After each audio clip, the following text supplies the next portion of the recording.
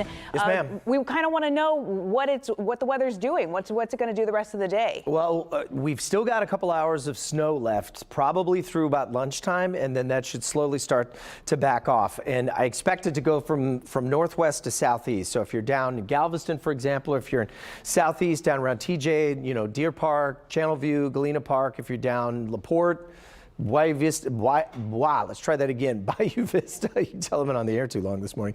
All of that is still going to be snow for the next 2 to 3 hours, including here at the Houston Zoo. This is the elephant enclosure, and you can see it's coming in sideways still. So we've got some pretty good clips of some heavy snow that is still pushing its way across a good chunk of the area. So we'll watch this very carefully. Here's Caroline's favorite hill. This is Miller Outdoor Theater Park. It looks like we've got some folks that are lining up at the top of the hill to start some sledding. This is our generators camera there, and a very, very snowy park. This is a lot of fun if you can get to it, but I thought Owen's point was great just about 10 minutes ago, where he said, hey, you know what, if you can walk there, do it. It's not worth driving, or just play in the neighborhood, backyard, or if you're in a cul-de-sac, that's a great spot too. Let the kids rip and snort out there, and they'll have a good time. All right, let's go over towards the Storm Tracker 2 live radar here and just get a sense of what we're seeing the last hour or so. So we're seeing things start to taper off here on the north side as you get from, let's say Conroe over to the Woodlands, College Station, Navasota areas around Brenham. Spotty, we'll call it light snow showers. Still snowing pretty heavy across much of the metro, including Cypress, Jersey Village,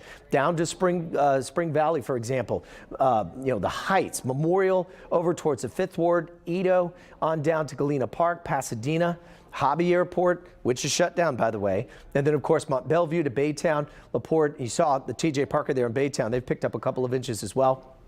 And then we're continuing to see some of that snow all the way on down to the coast, from Hillcrest to Santa Fe, Hitchcock down to Jamaica Beach and Galveston. Now, there is still a couple of spots that are not seeing snow, but we're finally seeing a changeover around Oyster Creek and Lake Jackson and Sweeney. So we will continue to see some of this snow move on through. Now, the issue is that the low that's driving all of this is actually still just south of us. It's starting to pull away from the coast, and that eventually is going to cut off the moisture stream. The cold air is in place because we have this area of high pressure just east of El Paso. So you put both of those together, cold air is in place, warmer, juicier air coming in from the coast, and this is the recipe for our snowmageddon that we're getting out there for today. And the other issue is temperatures are still well below freezing. We're between 26 to 28 to about 30 degrees. I don't expect to see much rise in these temperatures with the wind gusts that we're seeing out there, 25 to nearly 50 miles an hour down at the coast. It feels like it's 14 to about 15 to 20 degrees. So if you are headed out with the kids, just be mindful that you need to bundle up, because it is very, very cold. And I know if you're going to be running around, they get hot and want to take the coats off for this and that. Just be careful in this cold. We may get to about 32, 33. If that's the case, we'll see things start to wind down by about 1 o'clock. I do expect to see a little bit of sunshine this afternoon. The problem is, though, is that even if we get above freezing, the roads will remain very icy, as tomorrow morning we will be down into the upper teens to about 20 degrees. Full sunshine tomorrow, Brittany, should help to melt a lot of those roadways, especially the main ones, but cannot stress enough that today into tonight and early tomorrow, it is absolutely dangerous to be out on those roads. Oh, yeah, it's almost like a skating rink, right? Yep. Or like, that's going to be our concern. So we're going to update you not only today, but tomorrow as well. Take a look at your screen. This is 10 eastbound.